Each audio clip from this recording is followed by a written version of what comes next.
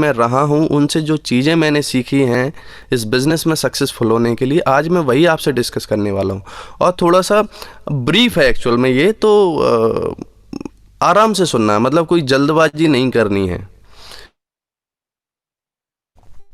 देखिए सर, जो भी चीज़ें मैं आपको बताने वाला हूँ वो चीज़ें ऐसी नहीं हैं कि वो सभी के साथ काम करेंगे, और ऐसा भी नहीं है कि किसी के साथ काम ना करें, पर ये उनके साथ ज़रूर काम करती हैं जो इनको बहुत ही अच्छे से लेते हैं और सीखना चाहते हैं ज़िंदगी में कुछ करने के लिए, ये सब चीज़ों को इम्प्लीमेंट करेंगे तो उनके साथ ये चीज़ें ज़रूर काम करेंगे। तो दोस्तों, कुछ भी शुरू करने से पहले हमारी लाइफ में एक चीज़ होती है कि किसी भी चीज़ को शुरू करने से पहले हमें विश्वास होना चाहिए। किसी भी चीज़ में, किसी भी करियर में, कहीं भी हम कुछ अचीव करते हैं तो उससे पहले हमें उस चीज़ में हमारा विश्वास कितना है, ये चीज़ मैटर करती है। विश्वास में अगर मैं बात करूं तो मैंने इस व्यवसाय और समाज में कई सारे ऐसे लोगों को देखा है जो ज़िंदगी में कई बार ऊपर उठते हैं, नीचे उठते हैं। उनका विश्वास को ऊपर नीचे होते हुए मैंने कई बार देखा है। कुछ लोग तो 2 महीने ऊपर रहते हैं, फिर 4 महीने नीचे रहते हैं। कुछ लोग 4-6 महीने ऊपर रहते हैं और फिर 1 आध साल के लिए फिर नीचे चले जाते हैं। ऐसे बहुत सारे लोगों को मैंने देखा है। और ज़्यादातर लोग भीड़ में चलना पसंद करते हैं, तो उनका स्तर भी वैसा ही हमेशा रहता है। जिस चीज़ पर सारे लोग सहमत होते हैं, समाज का हर शख्स जिस चीज़ पे सहमत होता है, हम आम लोग भी बस उसी चीज़ में सहमत होते हैं हमेशा। जिसमें सब विश्वास करते हैं उसमें ये आम लोग भी विश्वास करते हैं। जैसे एक उदाहरण हम लेते हैं, एक एग्जांपल लेते हैं कि मान लो कि आप एक लड़की देखने गए अपने लिए, और जब आप लड़की देखने जाते हैं तो जब पहली बार आप उससे मिलते हैं, आपके पेरेंट्स और सभी लोग तैयार हो जाते हैं। और जब हमेशा ऐसा होता है कि हम देखने जाते हैं तो हम विश्वास करते हैं कि ये लड़की ऐसी है जो हमारे जीवन में आएगी और हमारे साथ पूरा जीवन बिताएगी। हम विश्वास ही करते हैं और सारे लोग विश्वास करते हैं, इसलिए हम भी विश्वास करते हैं कि लड़की, और ज़रूरी नहीं है कि वो लड़की हमारे साथ पूरी ज़िंदगी बिताए, हमारे साथ जैसा हम चाह रहे हैं वैसी चीज़ें हों, पर फिर भी हम विश्वास करते हैं।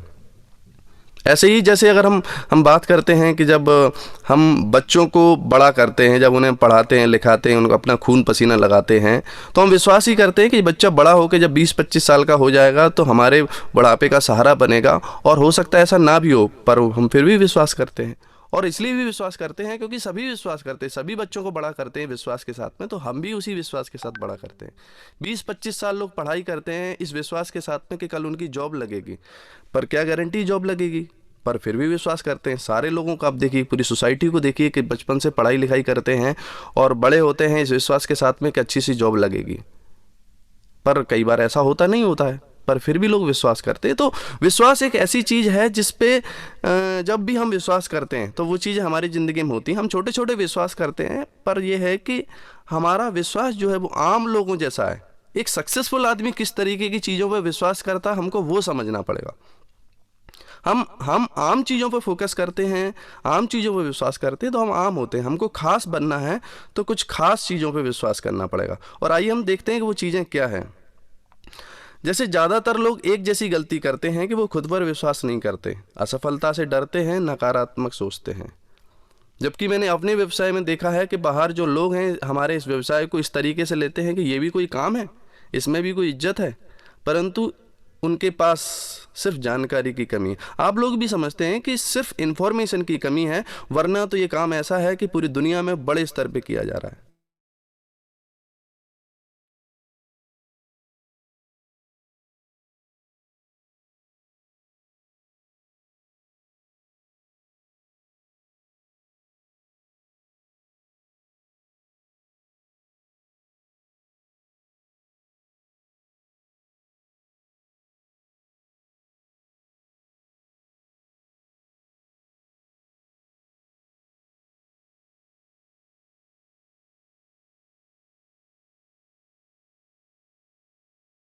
लोग नहीं चाहते थे, फिर अंग्रेज़ों को कोई रास्ता नहीं दिखाई दिया तो अंग्रेज़ों ने क्या किया कि उनकी जेलों में जो कैदी थे उनको ये बोला गया कि आप इस ट्रेन में बैठेंगे और ये ट्रेन ओरिजिन से चलेगी और डेस्टिनेशन तक पहुंचेगी, और जो लोग इसमें बैठकर वहां तक जाएंगे तो उनको आज़ाद कर दिया जाएगा, उनकी सज़ा माफ़ कर दी जाएगी।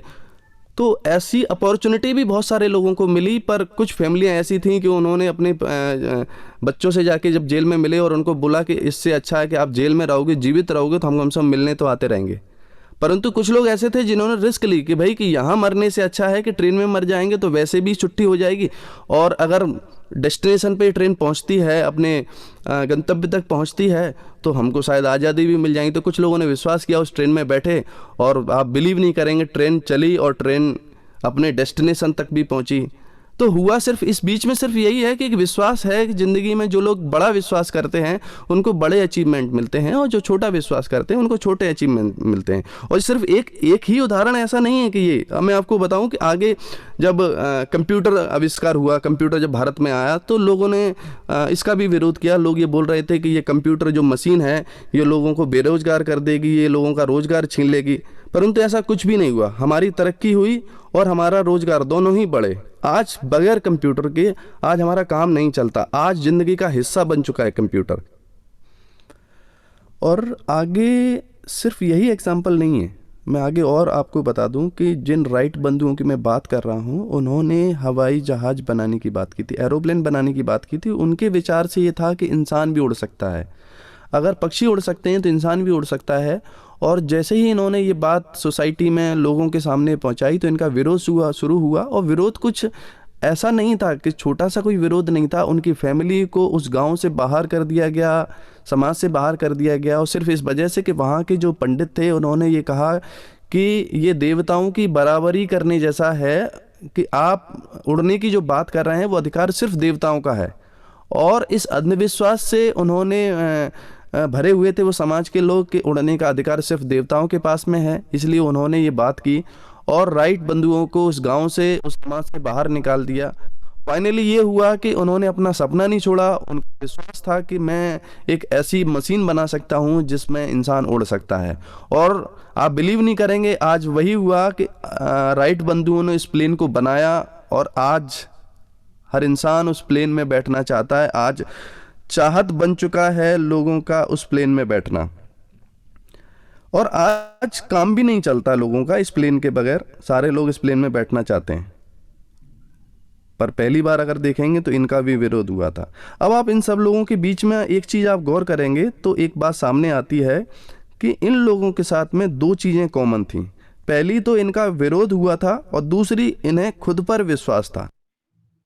हैं एक छोटे से कमरे से शुरू हुई और आज भारत की नंबर 1 कंपनियों में से एक है।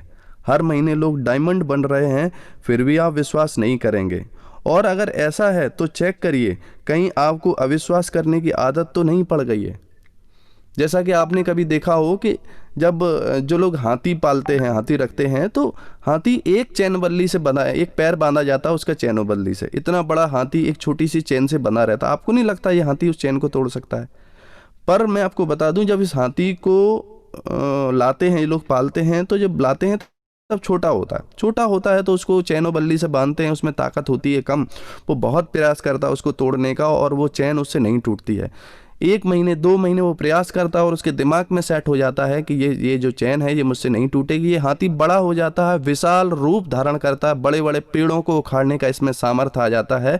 पर ये उसी छोटी सी चैन और बल्ली से बंधा रहता है। क्यों? क्योंकि उसको लगता है कि मैंने बचपन में करके देखा था, बचपन में नहीं हुआ तो अभी भी नहीं होगा। वैसा ही हमारे साथ है कि हमारे दिमाग में सेटिंग बन चुकी है एक अविश्वास जैसी, कि हम चीज़ों को अविश्वास के साथ देखते हैं। अविश्वास हमारी ज़िंदगी में आदत के जैसे बन चुका है और कुछ भी नहीं है। अगर आप इस थोड़ा सा अलग सोचेंगे, हटके सोचेंगे, इस पे विश्वास करेंगे तो जिंदगी में कुछ भी हासिल किया जा सकता है।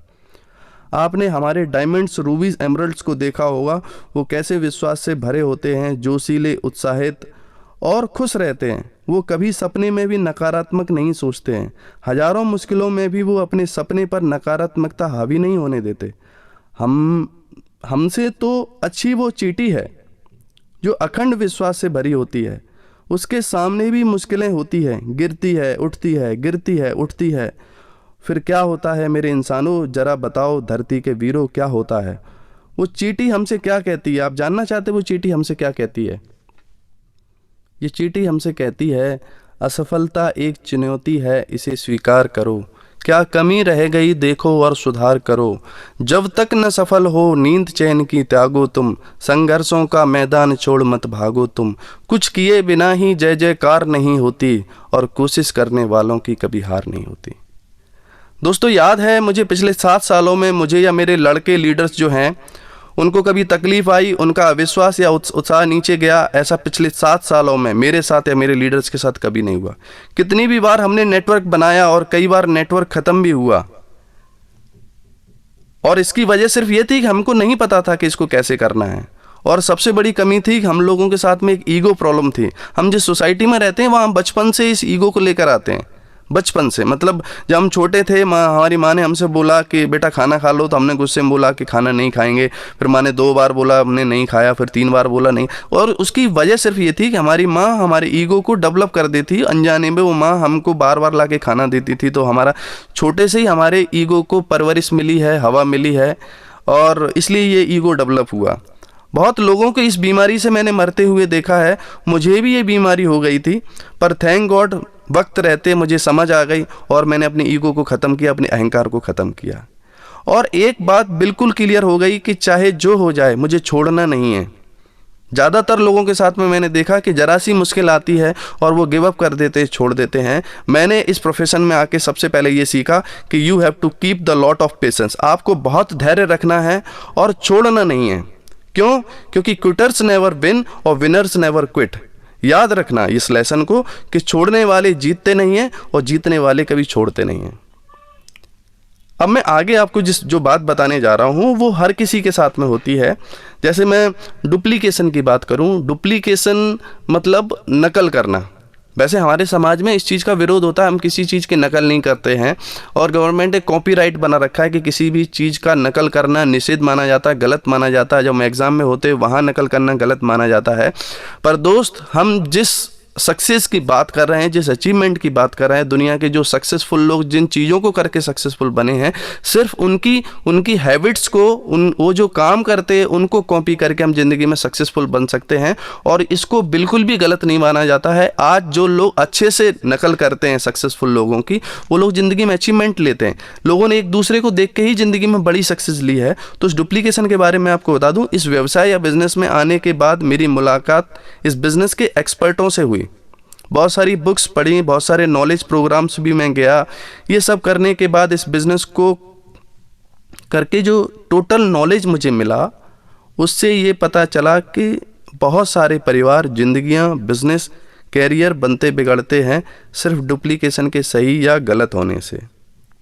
अब आप सोच रहे होंगे कि डुप्लीकेशन का इन सब चीज़ों से क्या लेना देना है, लेकिन दोस्तों बिल्कुल लेना देना है।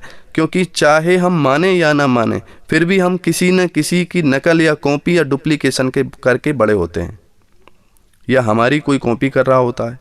इसका मतलब अगर हमने गलत चीज़ें कॉपी कर ली, गलत संगति कर ली, तो हमारा क्या होता है ये हम समझ सकते हैं। और अगर सही चीज़ें कॉपी होती हैं, सही संगति हम करते हैं, तो हम कहाँ होते हैं। जैसे हमारे समाज में 10,000 और 15,000 या 20,000 कमाने वाले लोगों को हम जानते हैं, तो हम बड़े होकर हमारे आसपास जो चीज़ें हो रही होती उसके अकॉर्डिंग हम भी उतने ही पैसे कमाते, या तो 10,000 रुपये कमा रहे होते हैं, या 15,000 कमा रहे होते हैं, या 20,000 रुपये कमा रहे होते हैं। क्योंकि विचार और नॉलेज और ज्ञान, गणित सब कुछ वैसा ही होता है जैसा उन लोगों के पास में होता है। हमारी भी समझ उतनी ही होती है। सब उतने रुपए वाली ही नौकरी कर पाते हैं जैसा उन्होंने कॉपी किया होता है, जैसी उन्होंने नकल की होती है। सोसाइटी में यही बात होती है कि खूब पढ़ो, खूब पढ़ो, खूब पढ़ो, एक अच्छी सी नौकरी करो, तो लगभग हम वहीं पहुंचते हैं जहां हमारे रिश्तेदार, हमारे कलीग्स, हमारे फ्रेंड्स जहां पहुंचते हैं उसके आसपास ही हम रहते हैं। इसका एक अच्छा उदाहरण ये है कि आप किसी ऑफिस में जाकर उस ऑफिस के अधिकारी के बारे में अंदाज़ा लगा सकते हैं उनके कर्मचारियों को देखकर। अगर कर्मचारी उत्साहित हैं, फुर्तीले हैं, तो आप समझ लेना कि वहाँ का अधिकारी भी उत्साहित होगा, फुर्तीला होगा और बहुत ही कमिटेड होगा अपने काम को लेकर। और इसके अदरवाइज अगर कोई कर्मचारी लेजी दिखता है, रिश्वत लेने वाला दिखता है, तो भी आप समझ सकते हैं कि वहाँ का अधिकारी कैसा होगा। ज़्यादा संभावना है कि सीए का बेटा सीए बनता है, आईएएस का बेटा आईएएस बनता है, नेता का बेटा नेता बनता है, एक्टर का बेटा एक्टर बनता है, क्रिकेटर का बेटा क्रिकेटर बनता है, और एक मजदूर का बेटा मजदूर बनता है, नौकरी करने वाले का बेटा नौकरी करने वाला बनता है, और डॉक्टर का बेटा डॉक्टर बनता है। तो ज़्यादातर केसेस में यही हुआ है कि हमारे आसपास जो हम देख रहे होते हैं वैसे ही हमारी मानसिकता, मेंटेलिटी डेवलप हो रही होती है। और ये सब डुप्लीकेशन का ही नतीजा है। अब आप समझ गए होंगे कि डुप्लीकेशन का हमारे जीवन, बिजनेस, कैरियर और फ्यूचर में बहुत बड़ा संबंध है। तो इसे हल्के से लेने की बजाय इस पर ध्यान दें कि हम सही डुप्लीकेशन करें और सही डुप्लीकेशन करवाएं भी। जैसे अगर हम बुक पढ़ेंगे तो लोग भी बुक पढ़ेंगे, हम अच्छी ड्रेस पहनेंगे तो हमारे लोग भी अच्छी ड्रेस पहनेंगे, हम क्रॉस लाइन करेंगे तो हमारे लोग भी क्रॉस लाइन करेंगे, हम अपनी अपलाइन से झूठ बोलेंगे तो हमारे लोग भी हमसे झूठ बोलेंगे, हम रेगुलर सेमिनार्स में ट्रेनिंग में आएंगे तो हमारे लोग भी रेगुलर सेमिनार में आएंगे, रेगुलर ट्रेनिंग में आएंगे। सारे लोग नहीं आएंगे, पर आपको जो लोग कॉपी कर रहे होंगे वो आपको देखकर वो चीज़ें रेगुलर करना शुरू करेंगे। हम लिस्ट बना के इन्वाइट करेंगे तो लोग भी लिस्ट बना के इन्वाइट करेंगे। अब आपको कुछ भी करने से पहले ये सोचना है कि आप क्या चाहते हैं। लोग क्रॉस लाइन करें? नहीं ना, तो आप भी क्रॉस लाइन ना करें। आप चाहते हैं कि लोग रेगुलर सेमिनार ट्रेनिंग में आए तो आपको भी आना चाहिए। लोग नेगेटिव बातें ना करें, इसके लिए आपको भी नेगेटिव बात नहीं करनी चाहिए। आप चाहते हैं कि आपके साथ आपकी टीम में अच्छे लीडर हों तो आपको एक अच्छे लीडर के रूप में सबके सामने आना होगा। डुप्लीकेशन आपको इस बिजनेस में डायमंड बना सकता है, बशर्त है कि आप प्रॉपर डुप्लीकेशन पर हों। ये तो होगी डुप्लीकेशन की बात कि हम जो भी डुप्लीकेट करें, सही डुप्लीकेट करें, सही लोगों की संगति करें, सही बुक पढ़ें, सही समय व्यतीत करें। और हम जब सब चीज़ें सही डुप्लीकेट करते हैं तो हमारा भविष्य भी एकदम व्यवस्थित होता है, सही ट्रैक पर होता है। आगे हम डुप्लीकेशन से थोड़ा सा आगे बढ़ते हैं तो इस बिज़नेस में या दुनिया के किसी भी करियर में सक्सेसफुल होने के लिए आपको नॉलेज की ज़रूरत पड़ेगी। और पहले एक समय था कि जब नॉलेज हम लेते थे, जिन लोगों के पास नॉलेज हुआ करता था उन लोगों को पावरफुल माना जाता था। जैसे आपने सुना होगा कि एक राजा हुआ करता था, राजा का एक गुरु हुआ करता था। तो जब भी गुरु अपने आश्रम से महल की तरफ आते थे तो राजा अपना सिंहासन छोड़कर गुरु को लेने के लिए पहुंचते थे दौड़ते हुए, उनके पैर धोते थे और अपने हाथ में जो कपड़े होते थे उन्हीं से उनके पैर पहुंचते थे। क्यों? क्योंकि गुरु को पता होता था सर इस राजा का आगे भविष्य क्या है। मतलब नॉलेज पावर था उस समय। पर आज सिर्फ नॉलेज गेन करके हम जिंदगी में सक्सेसफुल नहीं बन सकते। नॉलेज के साथ में एक्शन भी जरूरी है। आज के समय में knowledge plus action equals to power. पर पहले ऐसा नहीं था। पहले सिर्फ नॉलेज होती थी, वो लोग पावरफुल होते थे। पर आज knowledge plus action equals to power. तो पहले हम नॉलेज की बात करेंगे कि हमें इस व्यवसाय में सफल होने के लिए किस तरीके की नॉलेज की ज़रूरत है, किन चीज़ों को ध्यान रखने की ज़रूरत है, वो मैं आपसे डिस्कस करता हूँ। मैं समझता हूँ कि कोई आदमी 3,000 रुपये कमा रहा है तो उसके पास 3,000 रुपये की समझ है। एक आदमी उदास होकर सुबह स्कूटर से जाता है और शाम को घर वापस आता है। क्यों? क्योंकि उसके पास ये जानकारी थी कि नौकरी करके जीवन अच्छा हो जाता है। मतलब उसके पास जो नॉलेज थी उसके अकॉर्डिंग उसकी लाइफ में चीज़ें होना शुरू हो जाती हैं। वैसी वैसी एक्टिविटी होती हैं, वैसी वैसी परिस्थितियाँ बनती हैं। तो कोई आदमी 30,000 रुपये कमा रहा है तो उसके पास 30,000 की समझ है। कोई आदमी 3 लाख रुपए कमा रहा है तो उसके पास 3 लाख का समझ है, 3 लाख का विचार है, 3 लाख का माहौल है, 3 लाख की आसपास उसके पास जो चीज़ें हैं, जो संगति है, वो वैसे ही लोगों की है जो 3 लाख रुपए से ज़्यादा कमा रहे होंगे। किसी भी व्यक्ति को ये नॉलेज हो जाता है कि बिजनेस में बहुत सारा पैसा है तो वो नौकरी को छोड़कर व्यापार में लग जाता है।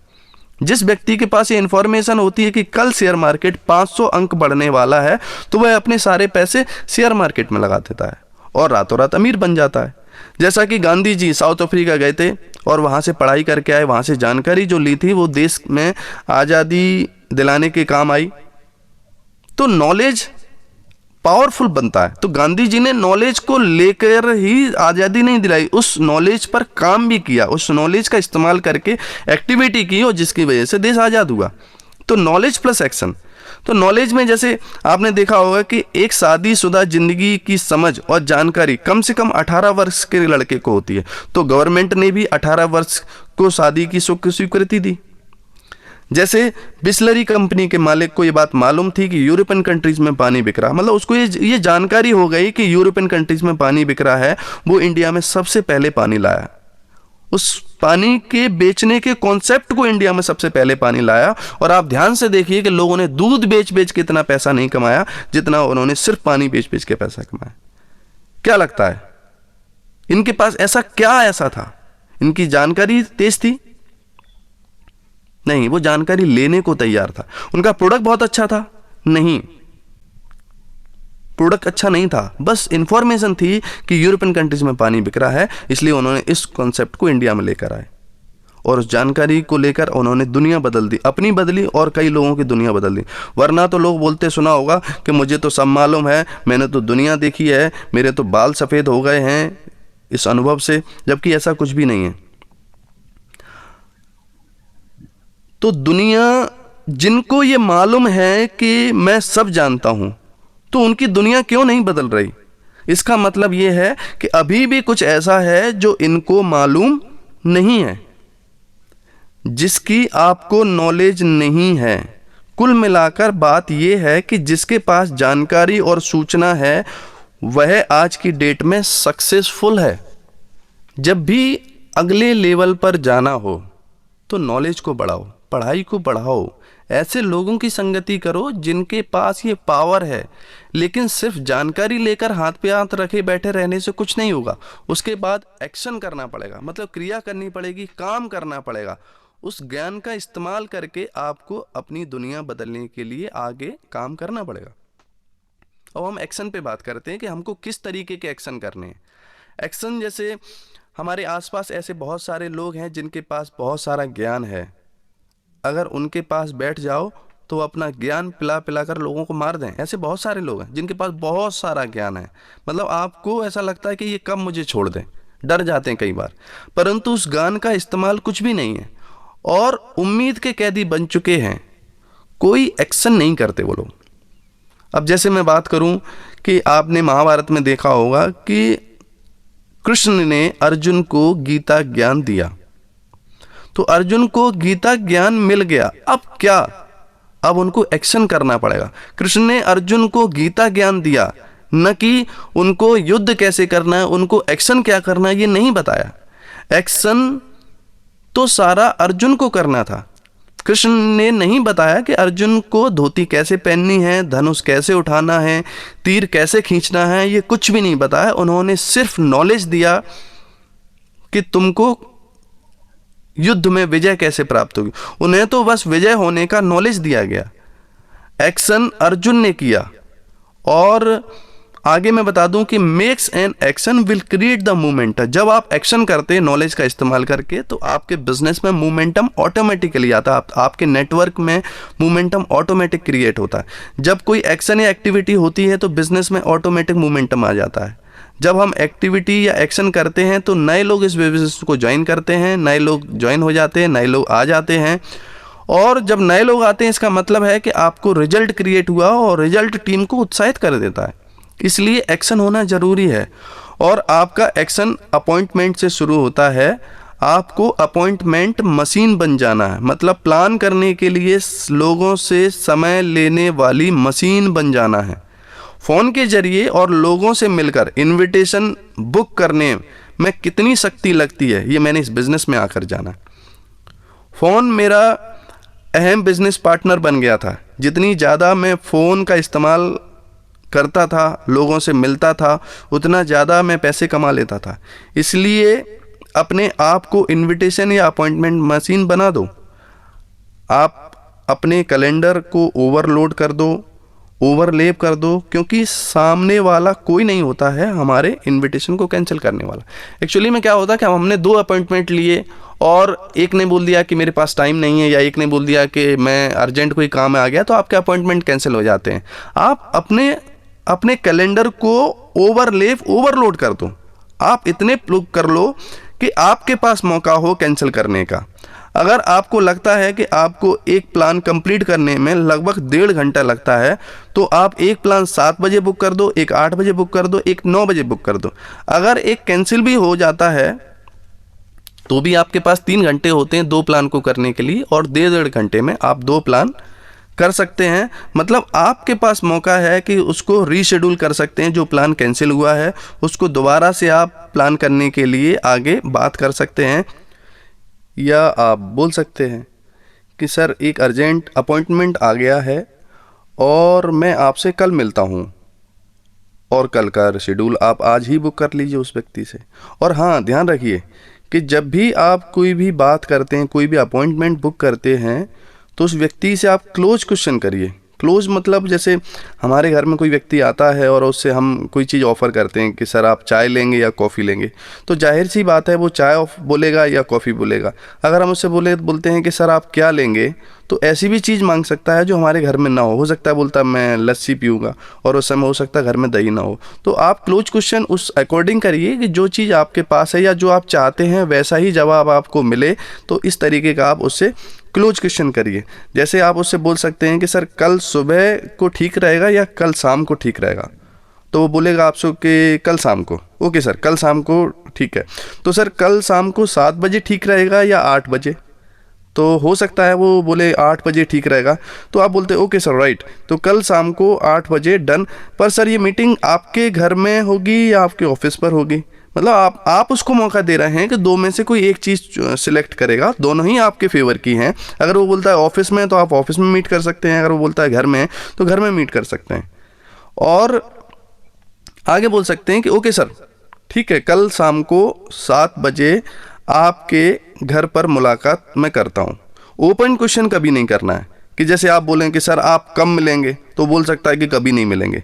आप जब भी ओपन क्वेश्चन करते हैं तो बात आपके हाथ से निकल जाती है, जब आप क्लोज क्वेश्चन करते हैं तो बात आपके हाथ में होती है। ये सब आपके हाथ में है।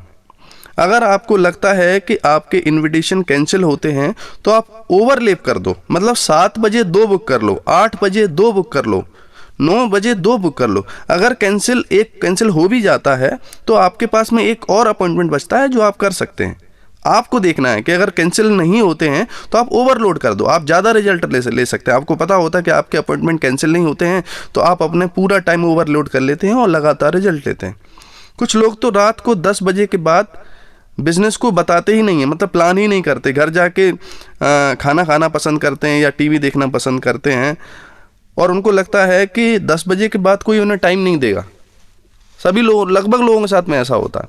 हम लोग तो रात को 1 बजे भी प्लान करते थे, 10 बजे भी करते थे, 11 बजे भी करते थे, 12 बजे भी करते थे, क्योंकि कुछ लोग तो रात को 10 बजे के बाद ही कंफर्टेबल होते थे प्लान देखने के लिए। एम्बिशियस महत्वाकांक्षी जो लोग होते हैं वो रात में ही मिलते हैं, क्योंकि दिन भर तो वो अपॉर्चुनिटी के तलाश में या काम करने में होते हैं और रात में ही उनके पास समय होता है, और रात में भी वो समय देते हैं नई अपॉर्चुनिटी ढूंढने के लिए। और जब भी मैं अपॉइंटमेंट बुक करता था तो मैं उल्टा अपॉइंटमेंट बुक करता था। मैं शुरुआत करता था रात को 12 बजे से। मैं अपॉइंटमेंट लिया तो मैं पूछता था कि सर रात में 12 बजे ठीक रहेगा?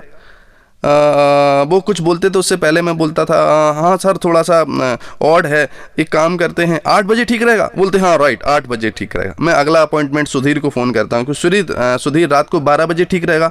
मैं जानता हूँ थोड़ा सा लेट है, थोड़ा सा ऑड है, ओके 10 बजे ठीक रहेगा? बोलते हाँ राइट 10 बजे ठीक रहेगा। तो ऐसे में 3-4 लोगों को बात करता था तो कोई ना कोई ऐसा मुझे मिल जाता था जो रात को 12 बजे टाइम देने को तैयार हो जाता था। मतलब मैं ऑड टाइम से शुरू करता था। प्राइम टाइम तो कोई भी दे देगा, सुबह, दिन में, शाम को कोई भी टाइम दे देगा। मैं ऑड टाइम पहले बुक करता था कि रात को 12 बजे से शुरू करता था कि 12 बजे कौन करेगा, और वहाँ से मैं नीचे की तरफ शेड्यूल बुक करता था। कोई ना कोई मिल जाता था मुझे रात में प्लान देखने के लिए। ये हमारे लीडर्स हैं जो इस बात को जानते हैं, इनका भी अनुभव जानिए कि ज़्यादातर वो प्लान सक्सेसफुल हुए जो रात में हुए। जय राठौर जी को हम लोगों ने रात में प्लान दिया था। ज़्यादातर लीडर्स 10 बजे घर पहुंच जाते हैं, रिमोट लेकर टीवी देखने में लग जाते हैं। कुछ को तो चिंता रहती है कि हमारी श्रीमती जी ने खाना खाया होगा कि नहीं खाया होगा। तो पति भगत पत्नियों से अनुरोध है कि डायमंड बनने तक ये सब चीज़ों को छोड़ दें। और अगर आप इस सब चीज़ों को धर्म मानते हैं तो मुझे माफ़ कर दीजिए, आप जो कर रहे हैं आप करते रहिए, मुझे कोई आपत्ति नहीं है। पर आप एक चीज़ ध्यान से देखिए, अगर आपकी प्राथमिकता इस बिजनेस में डायमंड बनना है तो आपकी पत्नी और आपको समझना ही पड़ेगा कि वो इंतज़ार करती हैं कि वो घर में आएंगे तभी हम खाना खाएंगे। ये थोड़ा सा अजीब है। पत्नियां इंतज़ार करती रहती, और मेरा ऐसा मानना है कि वैसे तो वो पतियों से कुछ कह नहीं पाती, क्योंकि पति दिन भर बिजी रहते हैं, उनसे वो बात भी नहीं कर पाती। उनको पता है कि पति जब घर पे आएंगे, खाना खाएंगे और तब हम कोई बात बोलेंगे तो वो सुनते हैं कि भाई ऐसा हो गया, वैसा हो गया, घर में चीनी नहीं है, बच्चे की फ़ीस नहीं जमा कर पाए हैं और तुम ध्यान नहीं दे रहे हो। तो कुछ भी जो चीज़ें होती हैं वो खाने के दौरान वो अपने पतियों से बोलती हैं, तो उनको पता होता है कि शांति से सुनेंगे तो पति आएंगे और वो खाना खाएंगे, और खाना खाने के बाद जब वो पानी पिएंगे तो तभी वो समय होता है कि हम उनके प्राण पी सकते हैं उस समय। तो ये ये चीज़ों को थोड़ा सा घर में आपको समझाना पड़ेगा, पत्नियों को भी समझना पड़ेगा कि हम एक लक्ष्य की तरफ काम कर रहे हैं। उनको भी समझा दो कि भाई ऐसा नहीं है कि भाई पति ने पहला खाना खा लिया और हमने बाद में खाना खा लिया तो पति की पूजा हो गई। ऐसा कुछ भी नहीं है, ये सिर्फ हमारा मानना। एक रिस्पेक्ट होता है, वो मन में होना चाहिए। उसने पहले खाना खाया, हमने पहले खाना है, इस बात से क्या फ़र्क पड़ता है। आज समय दूसरा है, पहले समय दूसरा था। इनसे ये बोलने से पहले आपको खुद समझाना है। फैमिली में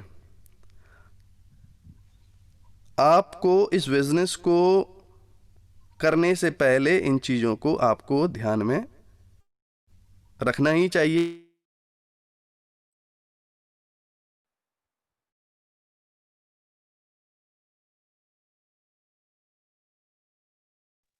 किन किन चीज़ों को करना है। तो मैं बात कर रहा था अपॉइंटमेंट की, कि हमको अपॉइंटमेंट मशीन बन जाना है। अगर कुछ लोग नहीं कर पा रहे हैं तो आप ग्रुप में करिए। जैसे हम पढ़ाई करते थे, एग्जाम आते थे तो अकेले पढ़ाई नहीं होती थी, तो हम लोग क्या करते थे, ग्रुप में पढ़ाई करते थे, ग्रुप में पढ़ाई हो जाती थी। ऐसे ही आप जब कोई काम नहीं कर पा रहा है, अपॉइंटमेंट नहीं कर पा रहे हैं, तो आप ग्रुप में करिए, टीम के साथ मिल करके, इसके घर पे करिए, उस पे घर पे करिए, माहौल बनाइए। माहौल से काम हो जाता है। और कुछ लोग तो ऐसे होते हैं जो हमेशा मतलब सर हो नहीं रहा है, मतलब एकदम उनसे कुछ होता ही नहीं है। मतलब वो फ़ोन करते हैं और फ़ोन उठाने पे ही वो सर टाइम दीजिए ना, और सर आप इतने दिनों से मैं आपसे बात कर रहा हूँ और आपने एक बार भी टाइम नहीं दिया। ऐसे लोगों के साथ काम नहीं होता है। ये लोग हमेशा रोते रहते हैं। इनका तरीका ही पता नहीं किस तरीके, ऐसा लगता है कि बिल्कुल ख़त्म हो गए, इनके शरीर में तो जान ही नहीं बची है। ये लोग मतलब रोते हुए जाते हैं और मरे की खबर लाते हैं।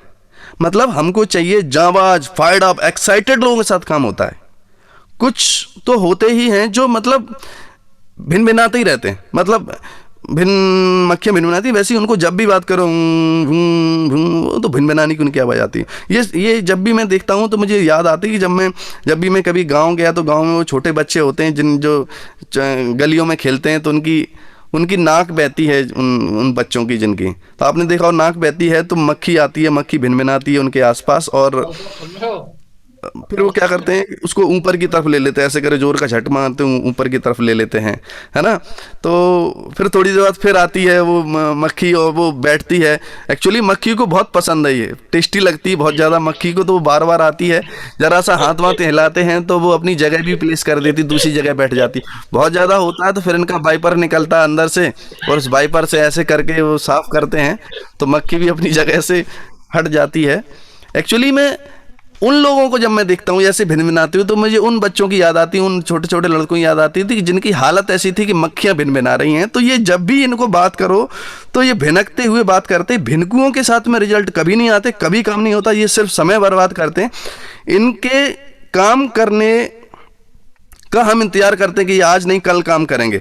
आपको काम करके आगे बढ़ना है, इन पे ध्यान नहीं देना। और अगर ऐसे लोग आ भी गए बिजनेस में जो भिनकू टाइप के हैं, तो इनके आगे काम करके, इनकी डेप्थ को बिल्ड करके हमको आगे बढ़ जाना है।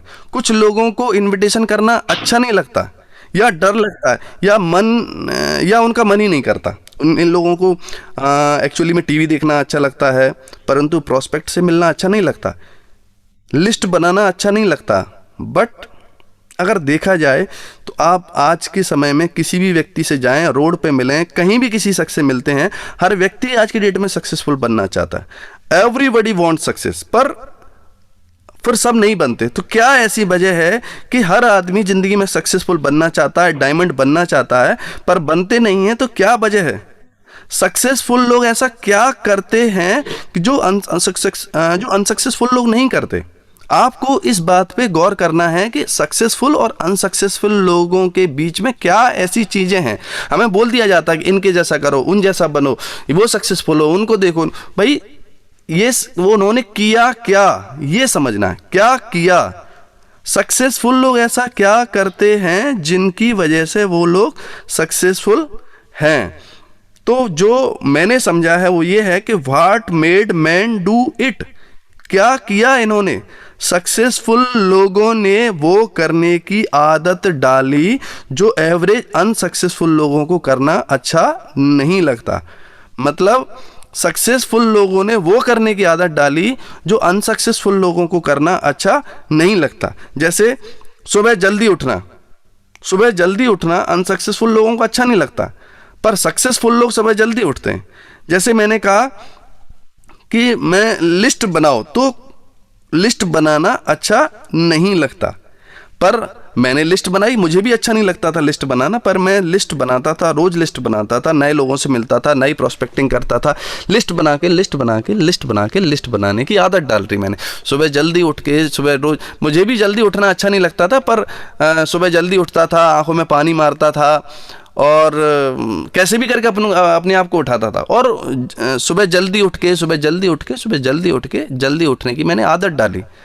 पर अनसक्सेसफुल क्या करते हैं, वो उठे और उनको पहले दिन उठते हो तो उनको चक्कर आने लगता है, तो फिर वो उठते ही नहीं कभी, फिर उनको लगता है कि भाई हमारे साथ कोई फिजिकली कोई प्रॉब्लम है।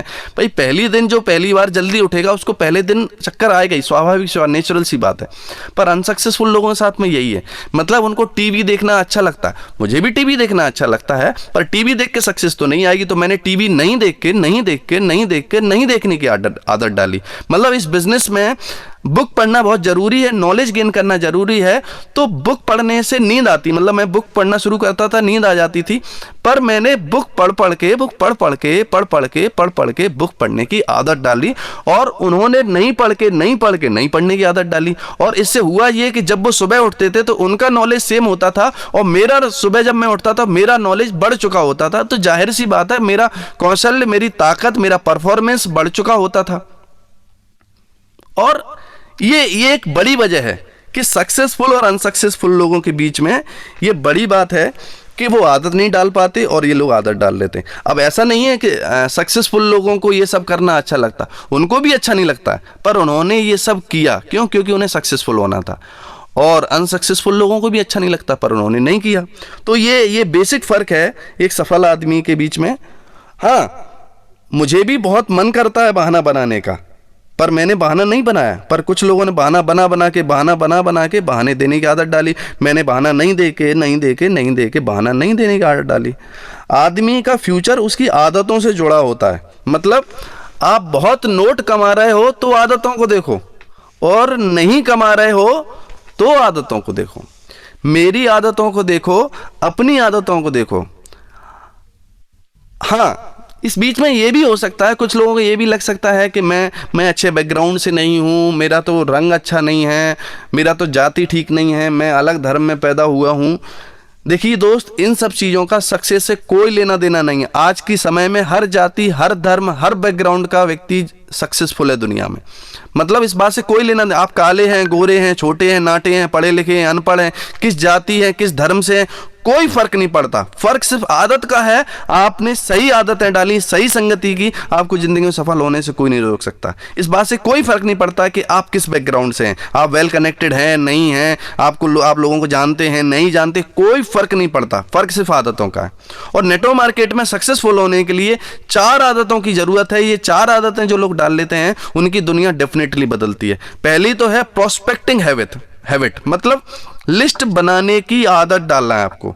रोज लिस्ट बनाने की आदत डालनी है। सुबह उठ के लिस्ट बनाना है, शाम को लिस्ट बनाना है, लिस्ट बना के लिस्ट बनाने की आदत डालनी है।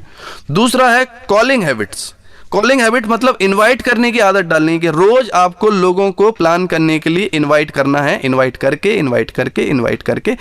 करने की आपको आदत डालनी है।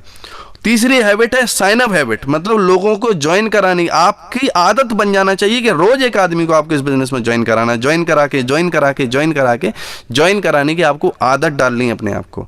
और चौथी हैबिट है लर्निंग हैबिट, सीखने की आदत। आपको रोज बुक पढ़ के कुछ नया सीखने की, कुछ नया नॉलेज गेन करने की आपको आदत होनी चाहिए। रोज बुक पढ़ पढ़ के नॉलेज गेन करने की आपको आदत डालनी। और हमारे व्यवसाय में तो बहुत सारे ऐसे टूल हैं, बहुत सारी रिकमेंडेड बुक्स हैं जिनको हम सालों तक पढ़कर भी ख़त्म नहीं कर सकते। तो मैं तो हमेशा यही करता हूं कि रोज़ अपना नॉलेज बढ़ाने के लिए रोज़ बुक पढ़ता हूं। तो लर्निंग हैबिट होनी। तो इन 4 हैबिट्स का जो लोग इस्तेमाल करते हैं, जिन्होंने अपनी आदत में डाल दिया है, वो अपने बिजनेस को ऊंचाइयां दे पाते हैं।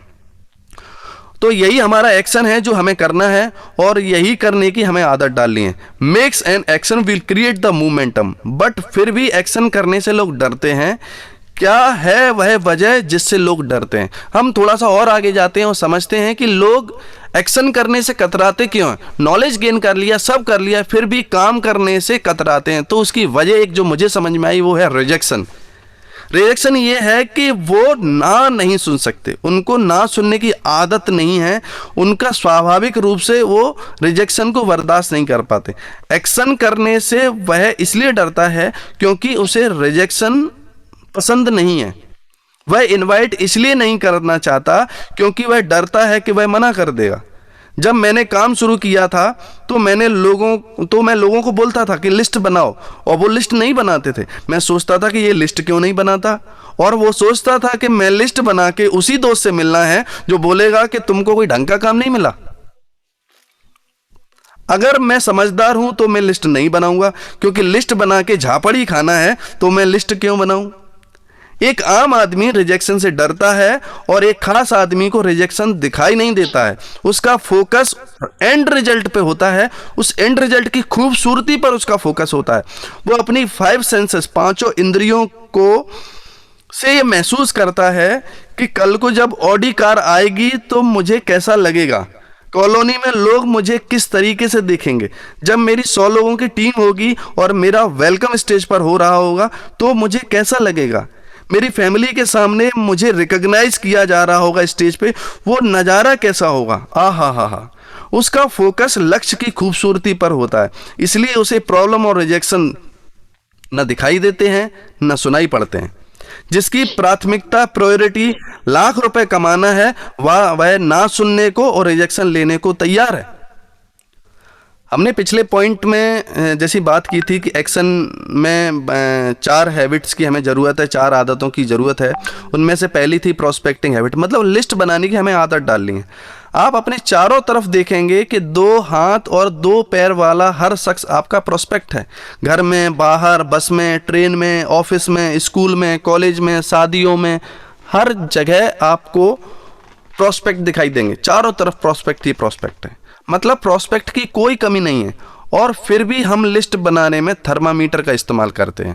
हमको लगता है कि ये फूफा जी हैं, ये तो थोड़े से अजीब टाइप के हैं, ये नहीं करेंगे। जब हम दोस्त के बारे में सोचते हो, नहीं यार ये तो हमेशा, ये तो बेकार है, ये तो हल्का है, ये पता नहीं क्या सोचेगा हमारे बारे में। मतलब इस तरीके से हम लिस्ट बनाते हैं कि उसको बिजनेस बताने से पहले हम उसके भाग्य विधाता बन जाते हैं कि कौन करेगा कौन नहीं करेगा। हम खुद ही डिसाइड कर लेते हैं और लोगों के भाग्य को समझ लेते हैं कि ये करेगा कि नहीं करेगा। और कई बार तो ये हुआ कि जिसके बारे में मैंने सोचा था कि ये तो ज्वाइन नहीं करेगा, उसने कुछ समय के बाद किसी और के द्वारा बताने पर उसने ज्वाइन कर लिया। मतलब हमसे हमेशा ये मिसिंग होती है कि हम थर्मामीटर लगाते हैं लिस्ट बनाने। हमको कोई एक्सपेरिमेंट नहीं करना, हमको सिर्फ लिस्ट बनानी है। और ज़्यादा से ज़्यादा क्या होगा, वो ज्वाइन ही तो नहीं करेगा, हमको सबको बताना है, सबको बताने की आदत डाली, मतलब सबको लिस्ट में डालना है। इसके आगे है कॉलिंग हैबिट्स। कई बार तो हम घर के बाहर से लौट आते हैं, मतलब जब भी इनवाइट करने जाते हैं तो कई बार तो हम घर गए और बेल बजाई ही नहीं और बाहर से हम लौट आए कि शायद वो नहीं आएगा, या हम इनवाइट करने में गलती कर देते हैं। बस एक बात ध्यान रखो इनविटेशन करते समय कि ज़्यादा से ज़्यादा क्या होगा, वो आएगा ही तो नहीं। और हम नहीं इनवाइट करेंगे तो वैसे भी नहीं आने वाला, पर हम अगर इनवाइट करेंगे तो संभावना क्या बनेगी कि वो आ सकता है। इसलिए हमें पोस्चर लूज नहीं करना। पोस्चर लूज किए बगैर कॉन्फिडेंट होकर, जल्दबाजी शो करते हुए, बिजी शो करते हुए, लिमिटेड सीट बताकर आपको उसको इन्वाइट करना है। और इनविटेशन पे मैं ज़्यादा फोकस नहीं करूँगा। इनविटेशन पे आप जब भी अपनी अपलाइन के साथ बैठें तो उनसे आप ज़्यादा बेहतर इस इनविटेशन के बारे में समझ सकते हैं। आगे है साइन अप हैबिट, मतलब लोगों को ज्वाइन कराने की आदत। एक बात ध्यान रखो कि हर मोहब्बत की शुरुआत ना से ही होती है। अगर कोई लड़की ना नहीं कहेगी तो तुम्हारे पास आकर खुद बोले कि मुझे तुमसे मोहब्बत है या तुम मुझसे मोहब्बत करो, तो आप उसके बारे में क्या सोचेंगे? यही सोचेंगे ना, कैसी लड़की बेकार, खुद आके बोल रही है कि मुझसे मोहब्बत करो। मतलब हर लव की शुरुआत ना से होती है। ऐसे ही हर साइन अप की शुरुआत ना से होती है, रिजेक्शन से होती है। असली ज्वाइन करने वाला, सही प्रोस्पेक्ट, सही खरीदने वाला व्यक्ति रिजेक्शन जरूर देगा, और कम से कम 4 बार रिजेक्शन जरूर देगा। उसे 4 रिजेक्शन का जवाब जबरदस्त मिलेगा तो वो ज्वाइन जरूर करेगा। जैसे मैं एक एग्जांपल लेता हूं, जैसे मैडम है, जब मैडम मैडम कई बार जैसे साड़ी खरीदने गई, मैडम साड़ी खरीदने गई तो कभी ऐसा हुआ कि हाँ ये भी पैक करो, ये भी पैक करो, ये दिखाओ, ये चारों पैक करो, लेके आ गई? कभी हुआ ऐसा? नहीं, कभी नहीं हुआ। मतलब मैडम ने क्या किया, ये दिखाओ, वो दिखाओ, ये दिखाओ, उसकी पूरी दुकान उतरवा ली। उतरवाने के बाद बोला, उन्होंने कहा ये इसका तो कलर जाएगा, ये तो हल्का है, ये साड़ी कुछ अजीब सी है। मतलब हम रिजेक्शन देते ही हैं, और वो दुकान वाला क्या करता है, आपके हर रिजेक्शन का सही तरीके से जवाब देता है। नहीं मैडम, ये साड़ी ये इलाहाबाद की है, ये बनारस की है, ये जर्जरी है, ये जॉर्जेट है। मतलब वो आपको सेटिस्फाई करता है, आपके दिए हुए सवालों के रिजेक्शन के वो सही जवाब देता है। मतलब आज तक आपने एक रुमाल तक नहीं खरीदा बगैर रिजेक्शन दिए, तो आप कैसे उम्मीद करते हैं कि आप जिसको ये बिजनेस के बारे में बताओगे वो एक ही बार में तैयार बैठा कि हाँ मैडम बताओ कहाँ साइन करना है, वो रेडी बैठा? ऐसा कभी नहीं होगा। और ये नेचुरल है, स्वाभाविक है, नैसर्गिक है कि जब भी हम किसी आदमी को प्लान बताएंगे तो वो रिजेक्शन से शुरू करेगा। और सिर्फ प्लान ही नहीं, मतलब आप खुद इमेजिन करिए, जब आप सिर्फ टमाटर खरीदने जाते हैं, टमाटर खरीदने गए तो आपने बोला कि 1 किलो पैक कर दो। आपने बोला कि सर टमाटर क्या साहब? उसने बोला टमाटर 20 रुपए किलो। आपने बोला है 20 रुपए किलो? हमारे पड़ोस में तो 15 रुपए किलो बिक रहा है। मतलब आपने शुरुआत किससे की? रिजेक्शन से। मतलब आप छोटी से छोटी चीज खरीदते हैं, उसमें आप रिजेक्शन देते हैं, और इस बिजनेस में आकर उम्मीद करते हैं कि वो बगैर रिजेक्शन दिए आपके इस बिजनेस में ज्वाइन हो जाएगा। मतलब भिंडी खरीदने से पहले, केले खरीदने से पहले, टीवी खरीदने से पहले, आपने आज तक कुछ भी चीज खरीदने से पहले, चाहे वह 20 रुपए की ही चीज क्यों ना हो, आपने उस टमाटर वाले की आफत कर दी। तो क्या आपको नहीं लगता कि हम जिसको ज्वाइन करा रहे हैं वो भी मेरे जैसा ही इस समाज का एक आदमी है, जो खरीदने से पहले कम से कम 4 रिजेक्शन देगा? हमारे इस बिजनेस में वो लोग सक्सेसफुल होते हैं जो 8% में आते हैं। आप जानना चाहते हैं 8% क्या है? एक उदाहरण लेते हैं। मान लो कि आपके नेटवर्क में अभी 100 लोग ऐसे हैं जो प्लान करते हैं या फॉलोअप करते हैं, तो उनमें से पहले 44% वो हैं जो पहले रिजेक्शन में गिव अप कर देते हैं। मतलब पहला सवाल प्रोस्पेक्टिंग ने किया, वो पहले ही सवाल में छोड़ देते हैं। उनको लगता है कि ये तो ज्वाइन करेगा ही नहीं। उसने बोला आई एम नॉट इंटरेस्टेड, तो ये 44% लोग पहले रिजेक्शन में ही छोड़ देते हैं। ये वो लोग हैं जिन्होंने आदत नहीं डाली सुबह जल्दी उठने की, बुक पढ़ने की, अपनी काबिलियत बढ़ाने की, टीवी नहीं देखने की, शादियों में नहीं जाने की, प्रोस्पेक्ट से मिलने की, लिस्ट बनाने की। इन्होंने आदत नहीं डाली, इसलिए इनकी क्षमताएं कम है। इन्होंने अपनी काबिलियत को नहीं बढ़ाया, अपनी क्षमताओं को नहीं बढ़ाया है, और इसलिए इनमें दम कम है कि पहले ही झापड़ में गिव अप कर देते हैं। इसके आगे थोड़ा सा बढ़ते हैं। आगे हैं वो 22% जो